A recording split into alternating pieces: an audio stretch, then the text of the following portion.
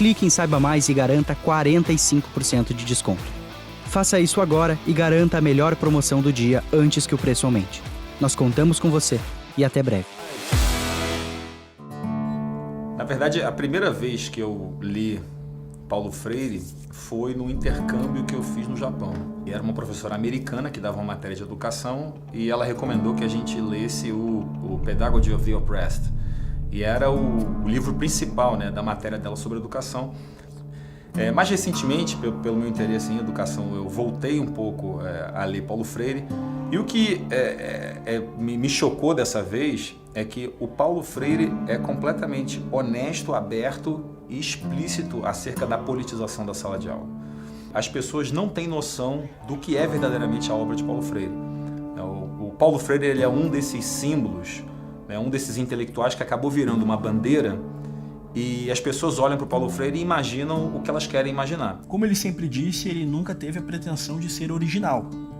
Então, ele consolidava experiências pedagógicas de diferentes tempos, de diferentes pedagogos. O método Lauba, que nós vamos ter a presença de Anísio Teixeira dentro de seus ensinamentos, nós vamos ter uma leitura de Sartre, desses movimentos e desses intelectuais que conseguiram alcançar alguma espécie de prestígio em nível mundial.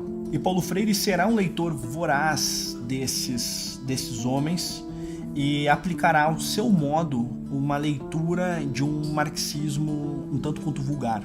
Ele vai substituir o oprimido do processo do trabalho e irá entender o aluno como aquele que está oprimido dentro do processo de alfabetização. As pessoas tendem a achar que Paulo Freire é simplesmente uma pessoa generosa, que se importa com os alunos, que se importa com a autonomia do pensar, que se importa com a conscientização. E tomadas assim soltas, ninguém é contra isso. Ninguém é contra a conscientização, ninguém é contra a autonomia do aluno. Mas quando você vai analisar a obra do Paulo Freire, você vê que ele não fala de uma conscientização qualquer. Ele não quer realmente uma conscientização do aluno para que o aluno, com autonomia, possa formar sozinho a sua própria visão de mundo. Ele não quer isso. Para Paulo Freire, a conscientização, a autonomia do pensar, é baseada no que ele chama de pensar certo, que é fundamentalmente uma filosofia anticapitalista, antiliberal e a favor da consciência revolucionária, como ele mesmo chama. Paulo Freire diz assim, na página 58. Como poderiam os oprimidos dar início à violência se eles são o resultado de uma violência? Se você descreve a ordem capitalista como uma ordem de opressão e de violência, você está, não é nem indiretamente, diretamente você está dizendo que a violência contra essa ordem é uma legítima defesa.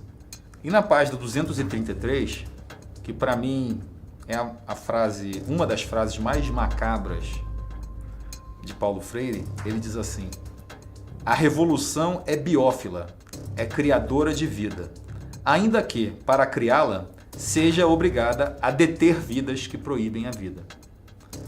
Então a revolução ama a vida, mas de vez em quando você precisa tirar umas vidas. Mas não é qualquer vida, só que proíba a vida. E quem vai dizer? A revolução. Por isso que eu chamo a pedagogia do oprimido como mini manual do guerrilheiro educador. Porque é Marighella falando. Marighella não escreve, fosse escrever sobre educação, não escreveria diferente. E aí, ele começa a falar do Che Guevara, né, que Che Guevara teve de lidar com isso, né, com pessoas que saíram, desertaram a guerrilha e foram denunciadas. Ele diz assim, na página 231.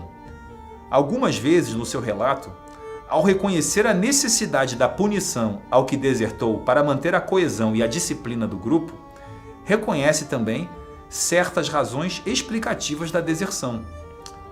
Uma delas, diremos nós, talvez a mais importante, é a ambiguidade do ser do desertor.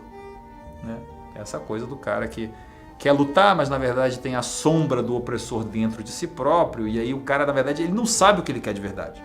Então ele precisa do Paulo Freire, ele precisa dos educadores, ele precisa da liderança revolucionária que vai dizer o que ele precisa. E para dar o contexto desse episódio aqui, que Paulo Freire se refere a Che, né, ele é um episódio da época da guerrilha, em que havia um soldado do grupo de Che Guevara, chamado Wong, que fugiu, né, que desertou, e aí dois soldados foram mandados para tentar recuperar, resgatar ou encontrar essa pessoa, né?